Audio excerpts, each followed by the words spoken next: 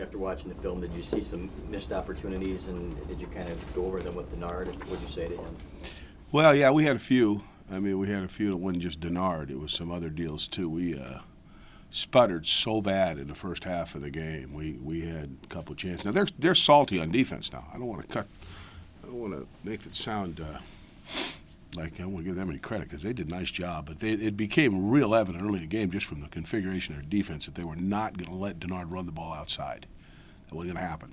You know, they'd had that happen to them a year ago, and they were set up where they were going to force him to beat them throwing the ball for the most part or running the ball inside.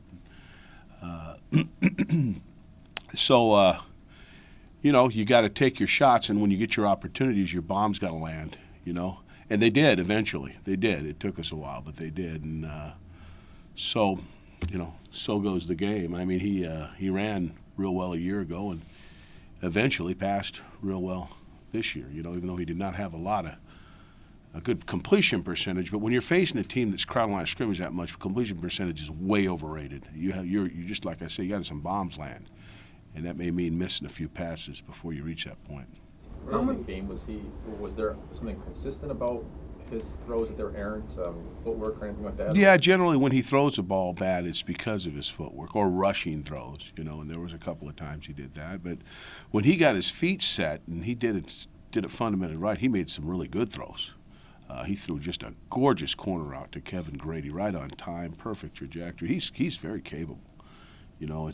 But he's still learning, you know, all the little nuances of the offense. And then, you know, in a pressure-packed game like that, and you know, a lot of stuff going on. It's easy to let little things to forget about some little things. But he, all told, was not bad. He did what he had to do to win the football game, rush for over 100 yards anyway. Anyway, when you consider how. You know, and I think anybody who thought that they were going to allow Denard Robinson to do what he did a year ago is crazy. That simply wasn't going to happen. If their defense was really bad, that could happen, but that wasn't going to happen. So he was going to have to beat them another way, and he found a way to do it. The throw that he made with a defender wrapped around his ankle, I mean, was that kind of like a... It was funny. I mean, I wasn't at the time, but the guy was wrapped around his ankle, and he kind of, as the guy was dangling at his ankle, he looked left, he looked right, then all of a sudden just spotted Junior, you know, and spun a tight ball to him right in stride. I think he caught him in man coverage and he got behind him, but it was just it's a phenomenal play, you know. I promise you, I didn't draw that one up. I drew up the start of it, but I didn't draw at the end of it. How much are you still kind of finding your way to figure out how to use him and his talents? I think we know how to use him. That's not we said we wanted him to carry the ball, you know, around 15 to 16, 17 times a game, but with no promises. There may be games where he carries it more. There may be games where he carries it less. But in terms of how we're using him, I don't have any reservation about that. We got to get more plays. That's our issue now. I think we've only run like 89 plays in 2 games, so we haven't worked our tailbacks. Our tailbacks would be getting more carries if we were getting more turns, you know. So. But how we're using Denard, I don't have any reservation about that. So are you not concerned about the tailbacks? Oh, of course I am, yeah. I mean, but I'd be more concerned about them if they had more carries and you weren't getting the yield that you wanted. So, you know, in the first game, we got a chance to get them rolling, but they weren't doing too bad.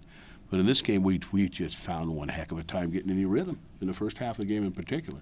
And when you're not rhythmic and you're not getting first downs, you're not converting third downs, you don't get the turns, you don't get the snaps, you know, and you put your defense out there too much. And you know, I had talked to Brady a couple times on the phones, and I told him, I said we're just not, you know, I'm trying to find something here, trying to find something to get us off. And second half it got better, it got better, but the first half they did a nice job of defending us, and our execution was lacking.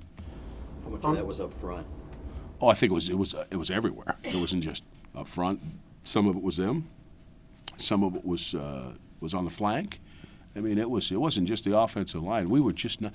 Offensive football is about getting in sync, okay? Getting in sync, running repetitive, successful plays, gaining confidence, and starting to feel it. It's like a hot three-point shooter. You know what I mean? He gets one, gets another one, and the rim starts looking big, you know? Well, the rim never got big till the end of the game. So, and as you learn the offense better, and you guys understand what you're doing better, it starts to flow. And we haven't reached that point yet. Remember I told you before, I said, there's going to be growing pains to this thing. Hopefully they're not excruciating growing pains. And so far we've had some. 3 turnovers is my biggest concern of all of the concerns. That's my biggest concern. But if you don't do the damage, and we didn't do so much damage that we lost the game, you'll get to the point you want to get if you're just patient. And I think I'm talking to me more than I'm talking to you. With Denard, how much of a fine line is it between getting the ball up so your teammate can make a play, but also just throwing it up there where they can make a play? Well, that happened both instances. Now, you got to understand something, and I've changed my thinking on this as a coach over the years, okay, particularly on deep balls. And I remember way back when I was coaching in Oregon with Chris Peterson, and we would talk about throwing the ball deep, and I used to always have the philosophy, if you're going to throw it deep, overthrow them so the ball's not intercepted. And I remember Pete telling me, he goes, Coach, we got a couple guys that can go get it. He goes, let us touch it. And I argued with him. I said, no, I don't know. And today, he was totally right. The ball's got to go up in an area where he can touch it. Now, you got to make it so only a good guy can get it. And B is when it is a jump ball, the worst you get is an incomplete pass. Now, we didn't get that one time. But the other few balls where the ball was up and it was in the vicinity, it was 1 versus 1, we won. We wouldn't have won the game had we not pulled a few of those down. So, no, we don't want to throw it up for grabs. But we want to give our receivers, who are good receivers, Jeremy Gallen, who's not a big, tall guy, but can go get high balls, and Junior Hemingway, who is a big guy, we want to give them a chance, and Roy Roundtree, too, for that matter, we want to give them a chance to get the ball. So, I don't know. Where is that fine line? Throw it where only the good guy can get it. That's what I'll say. But I want the good guy to touch it. Al, realistically, how many plays in a game would you like to be able to 70 plays. I told you, we're not an 80-play no-huddle team. That's not us.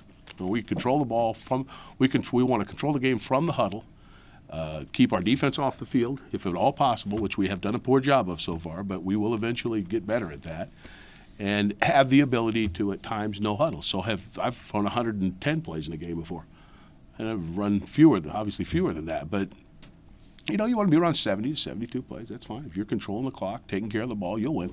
Is this maybe the 2-game stretch in your career where you've run the least amount of plays? Without question, but we only played 3/4 of one game, so that's Coach, was it significant to you at all that the pass that won the game was very similar to the one that they showed earlier before the game started of Desmond Howard running that corner out and catching the ball? I didn't even think of that, but if I saw both, it'd probably bring a tear to my eye right now. But no, I don't. I thought it was cool. I remember the play you're talking about with Desmond, and it was awesome. And so was Roy's. Roy's went and got the ball, and he got interfered with and still caught it. That's competitive juice. That's impressive. What does it say about a guy like Roundtree that was his only catch of the game, and yet here he was at a big moment and stepped up for you guys? That's the way receivers are going to be in our offense. There's going to be games they catch a lot of passes. Haven't had one yet, but we're going to have to, believe me, there's going to be games they catch a lot of passes. There's going to be games they don't catch as many passes. But you have to stay in the game and not complain about not getting the ball, and understand that sometimes you're not getting open or the protection isn't there or whatever. But stay in the game, because you may have to make the play in a crucial situation that wins the game. He did that, and moral of the story. Does Junior give you a different dimension than maybe any other receiver you have? Yeah, because he's rangy.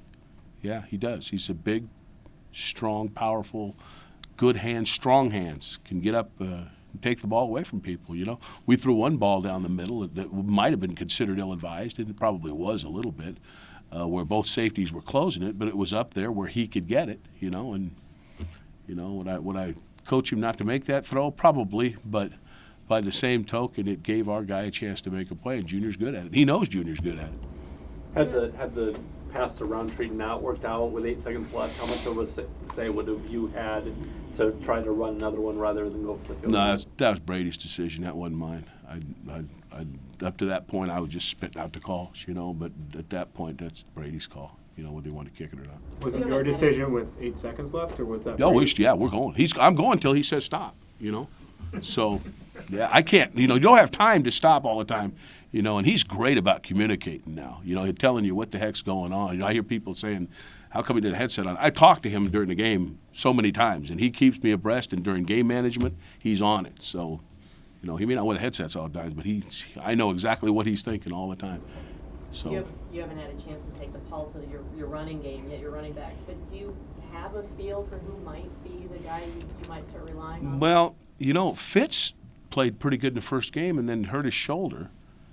And he should. I'm hoping he's back this week. And then Michael showed some stuff too. I mean, the answer to that question is no, but I do like some of the stuff we do. We just got to get some rhythm running the ball, and we just haven't done that with our backs. Now a little bit with Denard, but our backs just. And you'll see it. And I think some of that's going to be getting back and running a little bit more under center, without, not doing that all the time, but having that, because we're still so much more shotgun than we are under center. And as long as you're in the gun, your tailbacks aren't going to be featured as much. But, maybe balancing that out a little bit. I don't know. We'll see how it goes.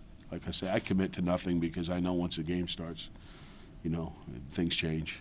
So. Were the How coaches? valuable is Vincent Smith proven to be so far for you as a third down back, and is more than that? Well, he plays probably between 25 snaps a game, and he is invaluable. I mean, he blocks so much bigger than he is. He has really good receiving skills. He has great football IQ, so he doesn't make a lot of errors. And he's tough, and that toughness resonates with our team. It does. I mean, they like Vince. He didn't say anything, but if there was a leader by example, I think Vince is that leader. Coach, you talked about how Denard was excitable at the beginning. Did you have to calm him down? Does footwork improve in the second half? No, not really. I mean, he's always the same. He's upbeat and he's going, and every time he comes off the field, he goes on he gets on the phones and starts explaining to me, and sometimes we agree and sometimes we don't, But he's great. I mean, I told him about the middle of at the end of the third quarter. I'm going to find out if you're a quarterback now.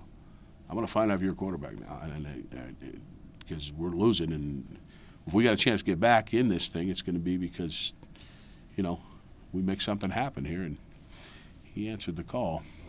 What would you call your offense? I mean, we know you run a pro style, but you've been out in the shotgun Well, a ton. What do you modify? Ever we were a hybrid. We are a hybrid now. I mean, I was kind of called it that before a little bit, but we were so much more West Coast offense, I guess. God, I hate that word.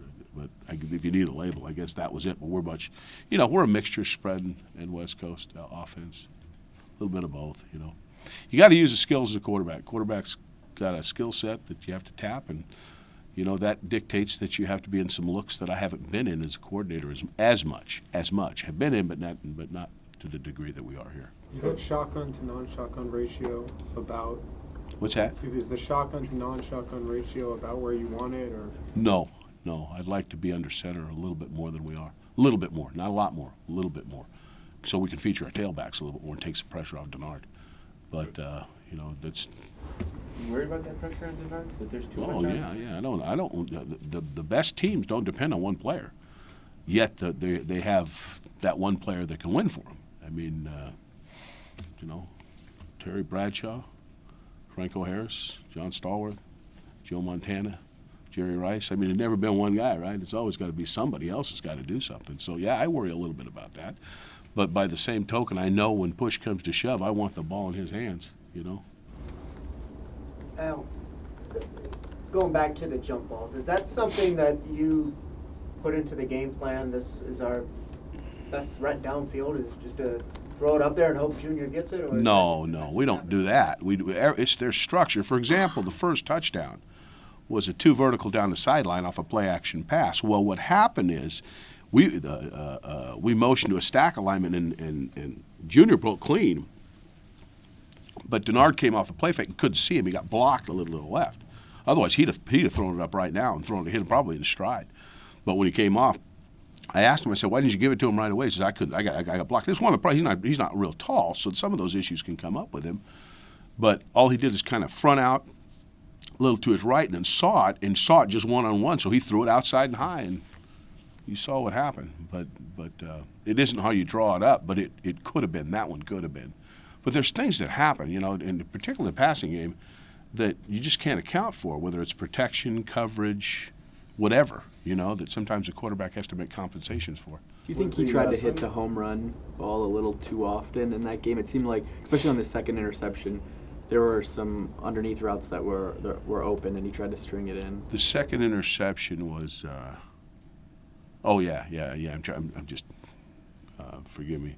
Yeah, well, what happened, I think, on that play is that was we had a crack post called, and the safety bit it, but he didn't see the backside safety, and he just, you know, so, and that happens too.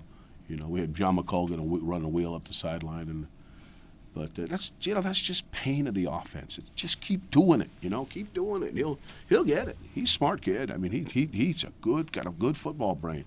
Doesn't take a lot but he needs to body learn our offense. He's body learned another offense, and ours a little different. Were you surprised surprised on that- the same play coming the other way when the fullback was open on your sideline?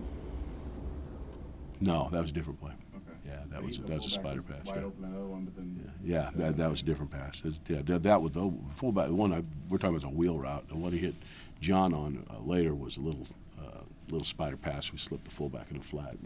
Were you surprised that Gallen was as open as he was on that last drive, or was that about as well as you could throw it? Yeah, I probably was a little surprised. I mean, I just, you know, when you call and plays, okay, you don't. I don't really think about that very much. I see the result and think about the next play.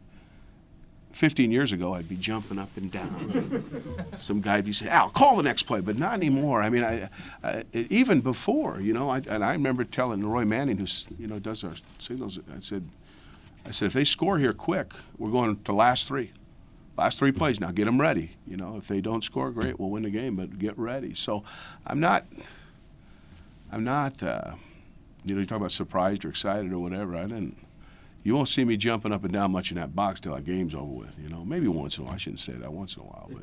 If you're in a similar situation in another game, is the last three the same three, or No, do you drop a new? No. That changes week to week now. That depends on how they defend you late in the game. That's part of our film study is to see what kind of defense they're in at the end of the game. And sometimes they're not in the defense you think, but you got to have a plan for everything you do in play calling. That way you can spit it out fast, and you can't let the emotions of the game cloud your judgment, Coach, was the last one I forget. Coach, was the play calling after you said Denard was had to win the game in the fourth quarter down? Was it more so along the lines of what he was comfortable with, maybe what he did last year playing the shotgun? No. What he's comfortable with, yes, but nothing to do with what he did last year. We just had a certain amount of plays that we run in that situation, and he knew what they were before we called them because we practiced them. The one thing about the quarterback that you got to do as much as you can anyway is don't throw too many surprises at him come game time because he's a lot less likely to execute. Let him know what you're doing in every situation. And if he's briefed well enough, he'll have a half a clue. That doesn't mean he's going to execute, but at least he'll know what to expect from you as a play caller.